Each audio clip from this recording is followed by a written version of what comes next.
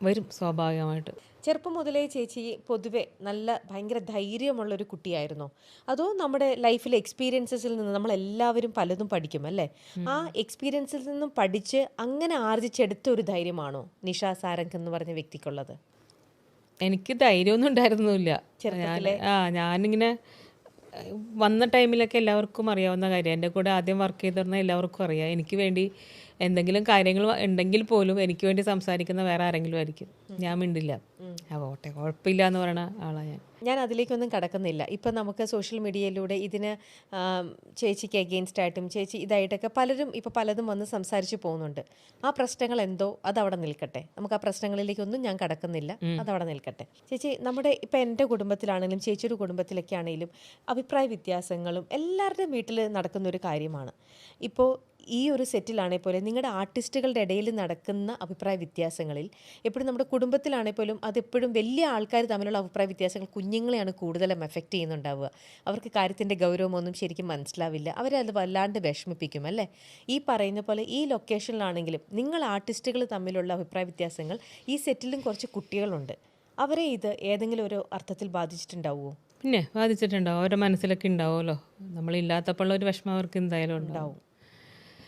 അപ്പോൾ അത് നമ്മളിപ്പോൾ അത് ചിന്തിച്ചാൽ വിഷമം നമുക്കും ഉണ്ട്. ഇല്ല എന്നില്ല പറയാൻ പറ്റുമോ? നമുക്കും വിഷമമുണ്ട്. പക്ഷേ അൾട്ടിമേറ്റ് നമുക്ക് ജീവിക്കണം, അന്നം വേണം, ജോലി എടുക്കണം അല്ലേ? തൊഴിൽ ചെയ്യാണ്ട് നമുക്ക് എന്തായാലും കാശ് കിട്ടില്ല.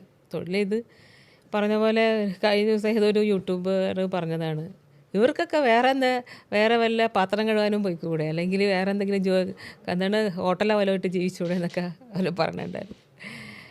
അപ്പോൾ പുള്ളി പറഞ്ഞ പോലെ എന്തെങ്കിലുമൊക്കെ ജോലി ചെയ്ത് ജീവിക്കണം. ഒരു വഴി ഒരു ഡോർ അടച്ചു എന്ന് വെച്ചിട്ട് എല്ലാം ഇതാവില്ല. അതാണ് എനിക്ക് മറ്റേ സൈഡിൽ അതാണ് നമുക്ക് വേണ്ടി അതെ പുള്ളി ഇങ്ങനത്തെ യൂട്യൂബർമാർ പറയണ കേൾക്കുമ്പോഴേ നമുക്ക് ചിരി വരും സത്യം പറഞ്ഞാൽ, ഇല്ലേ?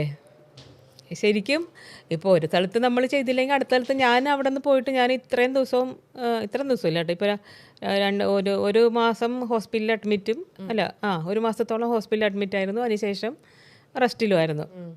കാരണം ഒരു മാസം ബെഡ് റെസ്റ്റ് വേണമായിരുന്നു. എഴുന്നേറ്റ് ജസ്റ്റ് നമുക്ക് നമ്മളെ പ്രാഥമിക കാര്യങ്ങൾ നിർവഹിക്കാനേ പറ്റുള്ളായിരുന്നു.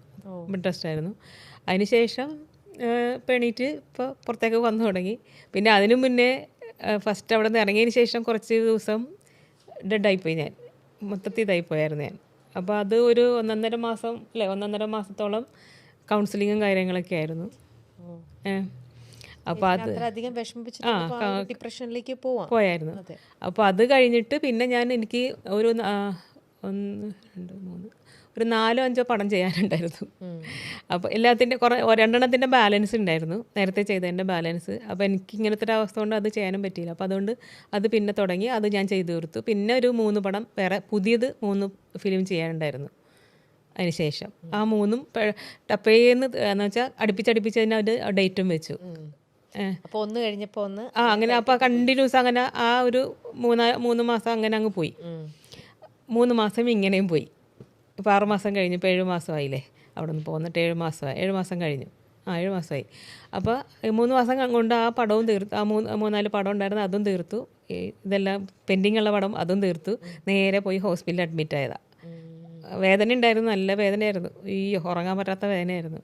പോയി അഡ്മിറ്റായി. അങ്ങനെ അത് അപ്പോൾ കുറച്ച് കോംപ്ലിക്കേറ്റഡ് ആണ്. അപ്പോൾ അതുകൊണ്ട് അവർ 10-21 ദിവസം ഹോസ്പിറ്റലിൽ തന്നെ കിടന്നു. പിന്നെ വന്ന് ബെഡ് റെസ്റ്റ് ആയിരുന്നു.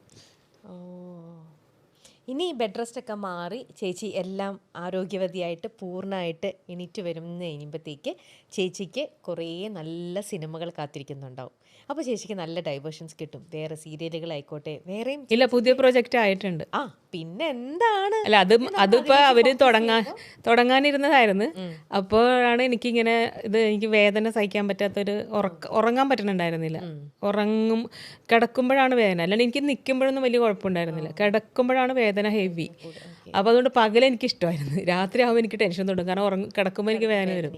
അപ്പോൾ അങ്ങനെയാണ് പിന്നെ നമ്മൾ ഹോസ്പിറ്റലിലേക്ക്. അപ്പോൾ അവർ ഇങ്ങനെ പുതിയ പ്രൊജക്റ്റ് തുടങ്ങാൻ പോയപ്പോഴത്തേക്ക് ഞാൻ പറഞ്ഞു എനിക്കിങ്ങനെ ഇതിൻ്റെ കാര്യം പറഞ്ഞു ഞാൻ. അപ്പോൾ അവർ പറഞ്ഞ് അപ്പോൾ എന്താ ചെയ്യാൻ പറ്റും? ഞാൻ പറഞ്ഞു ഒരു 1-2 മാസം എനിക്ക് തരുകയാണെങ്കിൽ എനിക്കിത് റെസ്റ്റ് എടുത്തൊക്കെ വരാം അപ്പോൾ എന്ന് പറഞ്ഞു. അപ്പോൾ അവർ പറഞ്ഞു ആദ്യം ഞാൻ 1 മാസം ചോദിച്ചുള്ളൂ അവരുടെ അടുത്ത്, 1 മാസം റെസ്റ്റ് കിട്ടണം അത്രേ ഉള്ളൂ എന്ന് പറഞ്ഞ്. അപ്പോൾ അവർ പറഞ്ഞു ഓക്കെ എന്ന് പറഞ്ഞു. അങ്ങനെ പോയി ചെന്നപ്പോഴാണ് ഇത് കോംപ്ലിക്കേറ്റഡ് ആണ് പ്രശ്നം. അപ്പോൾ അവർ അത്രയും ദിവസം അഡ്മിറ്റ് ചെയ്യേണ്ടി വന്നു. അഡ്മിറ്റ് ചെയ്യുന്ന അത്രയും ദിവസം ബെഡ് റെസ്റ്റ് പറഞ്ഞു. അയ്യോ, അതാണ് നമുക്കിപ്പോൾ ഒരു വർക്കും ചെയ്യാൻ പറ്റില്ലല്ലോ. അപ്പം അങ്ങനെ അത് പറഞ്ഞപ്പോഴത്തേക്ക് നമുക്ക് പിന്നെ അവരോട് നമ്മൾ പിന്നെയും വിളിച്ചു പറഞ്ഞു ഇങ്ങനെ. അപ്പം അങ്ങനെ അവർ എന്തായാലും കുറച്ച് ദിവസം കിട്ടി. 1 മാസമൊന്നും എനിക്ക് ബെഡ് റെസ്റ്റ് കിട്ടിയില്ല. ഇപ്പോൾ ഇന്നത്തേക്ക് 24 ദിവസമായിട്ടുള്ളൂ. ഇരിക്കുമ്പോഴും ചെറിയ വേദനയുണ്ട് എനിക്ക്. അപ്പോൾ ഇപ്പോൾ കുഴപ്പമില്ല. ഇനിയിപ്പോൾ അവരോട് തുടങ്ങണത് കുറച്ച് ദിവസം കൂടെ കഴിഞ്ഞിട്ട് തുടങ്ങാൻ പറഞ്ഞിട്ടുണ്ട്. 1 ദിവസം പോയി ഞാൻ അവിടെ, ഈ കഴിഞ്ഞ ദിവസം മിനിയാന്ന് പോയി. അതിൻ്റെയാണ് ഇപ്പോൾ ഒരു പെയിൻ ഉണ്ട്. കാരണം വെച്ചാൽ അത്യാവശ്യം ഒരു ഇച്ചിരി എടുക്കണമായിരുന്നു അവർക്ക്. അപ്പോൾ അതുകൊണ്ട് പോയി ഒന്ന് സ്റ്റാർട്ട് ചെയ്തിട്ട് എന്താണെന്ന് പറയാൻ പറ്റുമോ? ഇല്ല, അതിപ്പോൾ പറയണില്ല എന്താണെന്ന്. ഓക്കെ, അതെന്തെങ്കിലും ആയിക്കോട്ടെ. അപ്പോൾ ഉടനെ തന്നെ നമുക്ക് ഇഷ്ടപ്പെട്ട നമ്മുടെ അത് വരുമെന്ന് ഞാനിപ്പോൾ അതുകൊണ്ട് പറഞ്ഞു സ്റ്റാർട്ട് ചെയ്ത് വെച്ചിട്ടുണ്ട്. എങ്കിൽ പോലും എൻ്റെ ആരോഗ്യാവസ്ഥ എങ്ങനെ പോകുമെന്ന് എനിക്കറിയില്ല. പറ്റും ചേച്ചി, അതാണ് പ്രശ്നം. പറ്റും. അപ്പോൾ ചേച്ചിക്ക് ഇപ്പം മനസ്സിനെ വിഷമിപ്പിച്ച പ്രശ്നങ്ങളെല്ലാം ചേച്ചിക്ക് മറക്കാനും പറ്റും. ചേച്ചി അല്ല, അത് ഇന്ന് നമ്മളെ ഇപ്പോൾ ഹോസ്പിറ്റലിൽ പോയിട്ട് വന്നിട്ടേ ഉള്ളേ. അപ്പോൾ ഡോക്ടർ പറഞ്ഞത് ഇന്ന് പെയിൻ ഉണ്ടായിരുന്നു, ഇന്നലെയും പെയിൻ ഉണ്ടായിരുന്നു. അപ്പോൾ അതുകൊണ്ട് ഇനിയിപ്പോൾ ഒരു 21 ഡേയ്സ് കൂടെ കഴിഞ്ഞിട്ട് ഒന്നും കൂടെ ഇതുണ്ട്, ഒരു പ്രൊസീജിയറും കൂടെ ഉണ്ട്. അപ്പോൾ അത് കഴിഞ്ഞാലേ അവർക്ക് പറയാൻ പറ്റുള്ളൂ എനിക്കിനി എപ്പോൾ വർക്ക് ചെയ്യാൻ പറ്റും. അപ്പോൾ ഇന്നും ഡോക്ടർ പറഞ്ഞത് അനങ്ങരുതെന്നാണ് പറഞ്ഞു വിട്ടിരിക്കണേ. അപ്പോൾ അതാണ്. അപ്പോൾ പുള്ളി പറഞ്ഞത് അനങ്ങാത്ത എന്തെങ്കിലും നിന്നൊക്കെ ഉള്ള എന്തെങ്കിലും അത് നമുക്ക് പറ്റും എപ്പോഴും. അപ്പോൾ അതുകൊണ്ട് നമ്മളത് കുറച്ച് അതെങ്ങനെ ആവുമെന്ന് എനിക്കറിയില്ല, ഒരു പ്രശ്നമാണ്. നോക്കാം, നമുക്ക് ഞങ്ങളും പ്രാർത്ഥിക്കാം ചേച്ചി എത്രയും പെട്ടെന്ന് അവർ വെയിറ്റ് ചെയ്യട്ടെ. 1 മാസം കൂടെ അവർക്ക് വെയിറ്റ് ചെയ്യാൻ പറ്റട്ടെ. അതെന്തുമായിക്കോട്ടെ, അവർക്ക് നിശ്ചയിച്ച് തന്നെ വേണം എന്നുള്ള രീതിയിൽ തന്നെ പോട്ടെ. അവർ 1 മാസം കൂടെ വെയിറ്റ് ചെയ്തിട്ട് ചേച്ചി കംപ്ലീറ്റ് ആയിട്ട് ഫുൾ ഫ്രഷ് ആയിട്ട് നന്നായിട്ട് ചേച്ചിക്ക് ആ പ്രൊജക്റ്റിൽ ഫുൾ കോൺസെൻട്രേറ്റ് ചെയ്യാൻ പറ്റട്ടെ. അപ്പോൾ അത് ചെയ്യാം. അപ്പോൾ നമുക്കറിയാം അതെന്താണ് ചേച്ചി ചെയ്യുന്ന ആ ഒരു പ്രൊജക്റ്റ് എന്നുള്ളത്.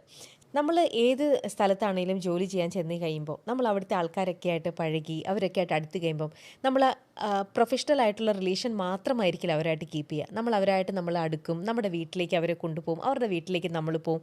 അങ്ങനെ നമ്മൾ നമ്മുടെ വീട്ടുകാരിൽ ഒരാളെ പോലെ തന്നെ, അത് ഏത് ജോലി സ്ഥലത്തുള്ള ആൾക്കാരാണെങ്കിലും അതെ, നമ്മൾ ഫാമിലീനെ പോലെ അവരെ കണ്ടുപോകും അല്ലേ. പക്ഷേ ചേച്ചിക്ക് എപ്പോഴെങ്കിലും തോന്നിയിട്ടുണ്ടോ നമ്മുടെ വർക്ക് ചെയ്യുന്ന സ്ഥലത്തെ ആൾക്കാർ പ്രൊഫഷണലായിട്ട് തന്നെ നമ്മൾ നിർത്തണം, അവരെ നമ്മുടെ പേഴ്സണൽ റിലേഷനിലേക്ക് കൊണ്ടുപോവുകയേ വേണ്ട, അത് ശരിയാവില്ല എന്ന് എപ്പോഴെങ്കിലും ചേച്ചിക്ക് തോന്നിയിട്ടുണ്ടോ? ഞാൻ ഇവിടെ വരുന്നതിന് മുന്നേ വരെ ഒരാളും എൻ്റെ വീടുമായിട്ടൊരു ബന്ധം ഉണ്ടായിരുന്നില്ല. വർക്ക് ചെയ്യുക, വീട്ടിൽ പോവുക, വീട്ടിലെ കാര്യങ്ങൾ നോക്കുക, വീടും വർക്കും തമ്മിൽ, വീട്ടിലെ വർക്കിന് പോകുന്ന ആൾക്കാരോ വീടും തമ്മിൽ ഒരു കണക്ഷൻ ഉണ്ടായിരുന്നില്ല. അങ്ങനെ തന്നെയാണ്. ഇപ്പോൾ ഇവിടെ 9 വർഷമല്ലേ, ഞാനിപ്പോൾ 26 വർഷമായില്ലേ വന്നിട്ട്. ഈ 26 വർഷത്തിൽ ഇത് ചെയ്യുന്നതിന് മുന്നേ വരെ, ഈ പ്രോഗ്രാം ചെയ്യുന്നതിന് മുന്നേ വരെ, ഈ 9 വർഷത്തിന് ബാക്ക് എൻ്റെ വീട്ടിലേക്ക് ആരെയും ഞാൻ വിളിക്കാറില്ല, ഞാനും പോകാറില്ല, ആരുമായിട്ടൊരു ബന്ധവുമില്ല. വീട്ടുകാരും എൻ്റെ പ്രൊഫഷണൽ ആൾക്കാരുമായിട്ട് ഒരു കണക്ഷൻ ഉണ്ടായിരുന്നില്ല. ഇത് തുടങ്ങി കുറച്ച് കഴിഞ്ഞതിന് ശേഷമാണ്, ഏതാണ്ട് ഇത് തുടങ്ങി ഒരു വർഷമോ 1.5 വർഷം കഴിഞ്ഞതിന് ശേഷമാണ്, 2 വർഷമൊക്കെ കഴിഞ്ഞതിന് ശേഷമാണ് വീട്ടുകാരായിട്ടൊക്കെ കണക്ഷൻ തുടങ്ങിയത്. അപ്പോൾ അതിന് ശേഷം എല്ലാവരുമായിട്ട് പിന്നെ കുട്ടികളൊക്കെ ലൊക്കേഷനിൽ വരും, അങ്ങനെ ഇവരുമായിട്ട് അടുത്തു. അങ്ങനെ അവരുടെ ഫാമിലിയൊക്കെ നമ്മളെ വീട്ടിൽ വരാറുണ്ട്, അവരുടെ റിലേറ്റീവ്സും ഫാമിലി അവരും ഒക്കെ വന്നിട്ടുണ്ട്. അപ്പോൾ അങ്ങനെ അവരുടെ വീട്ടിൽ ഞാൻ പോയിട്ടുണ്ട്, നമ്മളെല്ലാവരും അങ്ങോട്ടും ഇങ്ങോട്ടൊക്കെ പോയിട്ടുണ്ട്, കുട്ടികളും ഒക്കെ നിന്നിട്ടുണ്ട്. അങ്ങനെ എല്ലാവരും തമ്മിൽ അങ്ങോട്ടും ഇങ്ങോട്ട് കുട്ടികളൊക്കെ വന്നിട്ടുണ്ട്. അപ്പോൾ അതുകൊണ്ട് എല്ലാവരും ആയിട്ട് നല്ല ബന്ധമായിട്ടുണ്ട്. പക്ഷെ അതിനൊന്നും കുഴപ്പമൊന്നുമില്ല. പക്ഷേ എനിക്ക് തോന്നുന്നു എപ്പോഴും നമ്മൾ പ്രൊഫഷൻ വേറെ ഫാമിലി വേറെ ആകുന്നതാണ് എപ്പോഴും നല്ലതെന്ന് എനിക്കിപ്പോൾ തോന്നുന്നുണ്ട്. അത് തന്നെയാണ് നല്ലത്.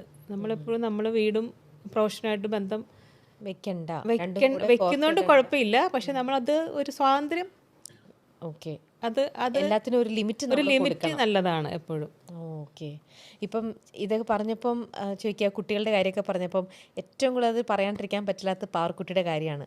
പാർക്കുട്ടിയും ചേച്ചിയും തമ്മിൽ എത്രയോ നല്ല ബന്ധവും അടുപ്പമാണ്. അപ്പോൾ ഒരു പക്ഷേ ഇനിയിപ്പോൾ ചേച്ചി പോയില്ലെങ്കിൽ പാർക്കുട്ടിക്ക് ചേച്ചിനെ ഒരുപാട് മിസ് ചെയ്യുന്നുണ്ടാവും അല്ലേ?